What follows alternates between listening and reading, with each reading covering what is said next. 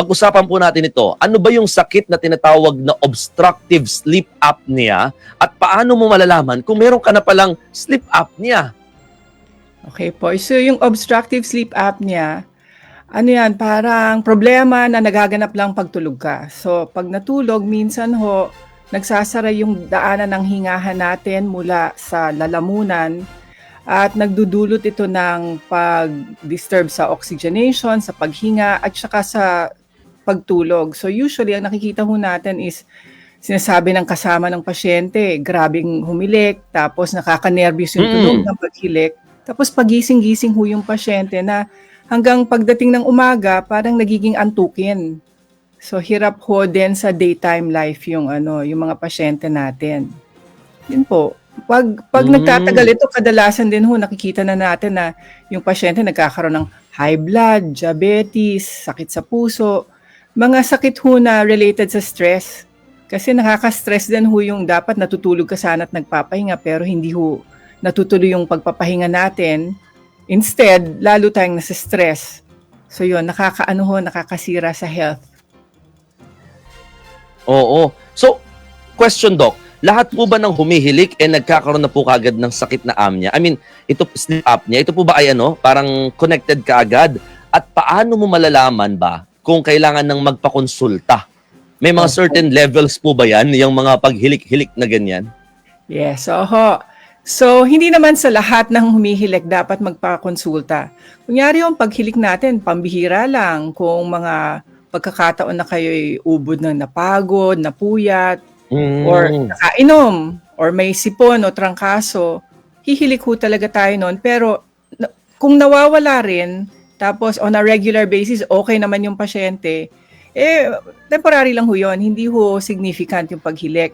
Pero kung halos araw-araw na halos buong gabi, o kinakabahan na yung nakakarinig sa inyo, parang humihinto yung paghinga, kakaiba na yun, so dapat una magpapakonsulta sa doktor. So, expect nyo sa unang consultation nyo, medyo mahaba yung tanungan, so kung ano nangyayari pag gabi, at saka kung anong pakiramdam nyo during the day, kung inaantok, pag nagmamaneho ba, mukha bang delikado kayo, mga ganun pero kung dapat na talagang suriin ang husto, kailangan natin ng sleep study. So yung sleep study is parang masinsinang pag-aaral ng kung ano nangyayari pag natutulog yung pasyente. So ginagawa yun sa isang sleep lab, tapos yung test ginagawa habang natutulog yung pasyente dun sa natural na tulog. So kadalasan sa gabi. So yun, ginagawa yun overnight. Yun po. Pero Doc, hindi naman sana nananakot tayo, pero ano ba mga pinakamaaaring mangyari kapag ikay diagnose talaga ng sleep apnea? Okay. So maganda yan kasi kadalasan sa mga Pilipino pag humihilik sabihin na ay maganda matulog. Pero may mga masasama na pwedeng mangyari kung hindi natin to i-address. So ang una, yung short term pag pangit yung tulog nyo, pagising nyo, pangit din yung pakiramdam. So una, nagbabago yung mood, nagiging masungit, bad trip, mabilis mag-react, mga ganun nagiging moody. Sa trabaho natin, nahihirapan na tayong mag-concentrate or matuto ng bagong bagay o yung hindi na kasing bilis tayo mag-decision making. Pag pinatagal pa natin yan, yung iba problems is one, in case nagmamaneho or nag-ooperate ng machinery na maaaring maaksidente, nag-i-increase yung chance na maaksidente yung pasyente. Long term, tulad ng sinabi ko kanina, pwede mag-develop ng heart disease, ng hypertension, diabetes, risk of stroke, nag-i-increase at risk of heart attack. Mga ganun So basically, nasisira yung katawan natin pag walang pahinga. Correct, no? Nakakatakot din pala talaga. Hindi pala dapat binabaliwala yung mga ganyang klaseng paghilik. Marami din po akong kakilala tulad ko na naghihilik na talagang akala mo nawawala po sa kaluluwan niya yung katawan niya yung paghilik niya Oo, pero Doc, ito ba ay nagagamot pa o hindi na talaga? Meron naman pagkatapos kayo ma-evaluate ng sleep study, pag-uusapan kung ano yung mga options nyo sa gamutan. So kadalasan kung adult, yung CPAP na tinatawag, yun ang unang ino-offer namin Yung CPAP, it stands for Continuous Positive Airway Pressure. So kasi ang sleep apnea ho, nangyayari, di ba ho, nagko-collapse yung airway dito sa may bandang lalamunan. Yung CPAP ho, parang magandang kompresor pang tao ho. So, machine siya, kumukuha siya ng hangin sa kwarto, pinapressurize niya, tapos binubuga ho yun into the airway through a tube, tapos may mask kung suot yung pasyente. Pag bumubuka na ho yung hingahan, di kaya naman ho ng pasyenteng matulog at huminga ng natural, natutuloy lang ho yung kaya ng pasyente. So, gumaganda yung paghinga.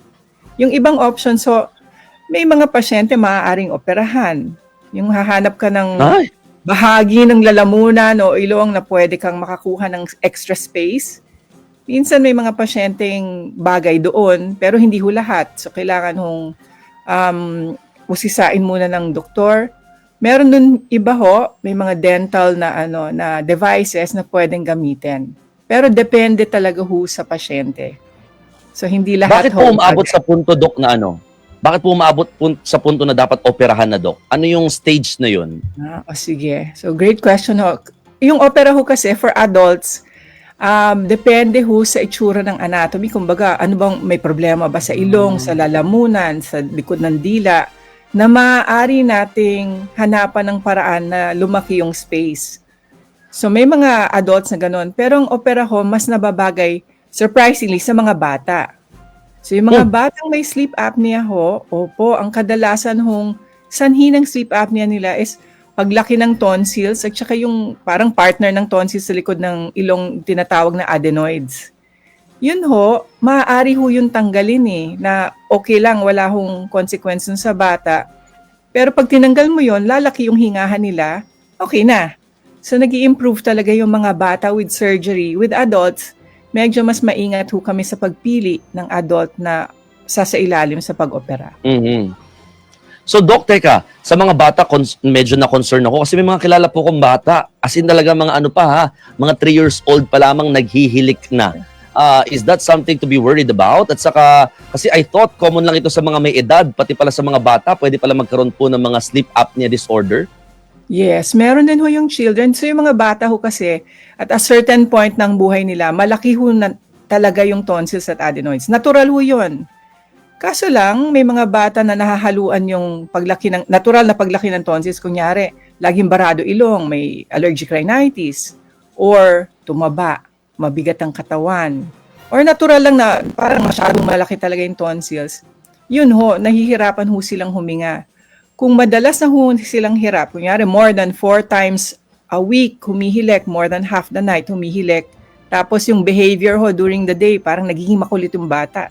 Hindi mapakali, hindi makakonsentrate. Yun ho yung mga bata na dapat talagang tinitingnan na ng doktor kung kailangan ng gamutan. Kasi katulad din ho ng adults, hindi rin naman ho lahat ng snoring masama.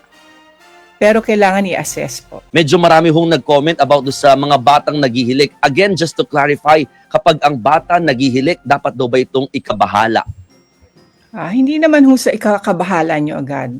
Hindi lang ho natural sa bata na humihilik palagi. So, ang advice ho is, pa-evaluate nyo na lang. Hindi naman ho ibig sabihin na palaging masama yung paghihilik. Minsan ho, hindi ho natitreat yung allergic rhinitis, mga ganon. Konting gamutan lang, nalulunasan na ho.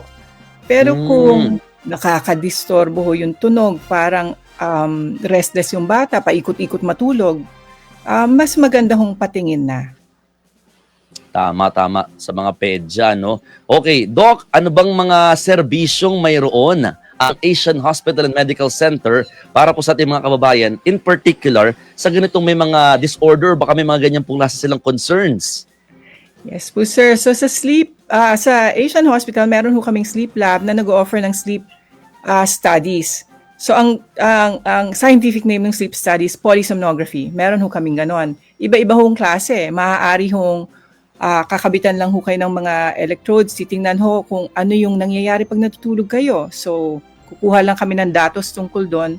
Maaari din na yung study, titingnan na ho kung ano yung tamang sukat ng CPAP para sa pasyente.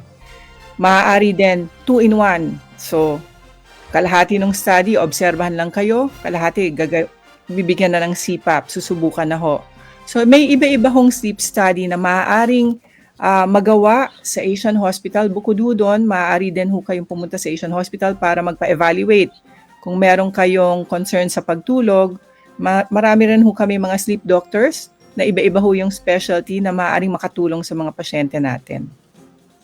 Naku, parang kailangan ko yan, Doc. Yung mga ganyang sleep study na yan. Pero ang concern ko kasi yung short time of sleeping hours, no? But anyway, Doc, maraming salamat, ha.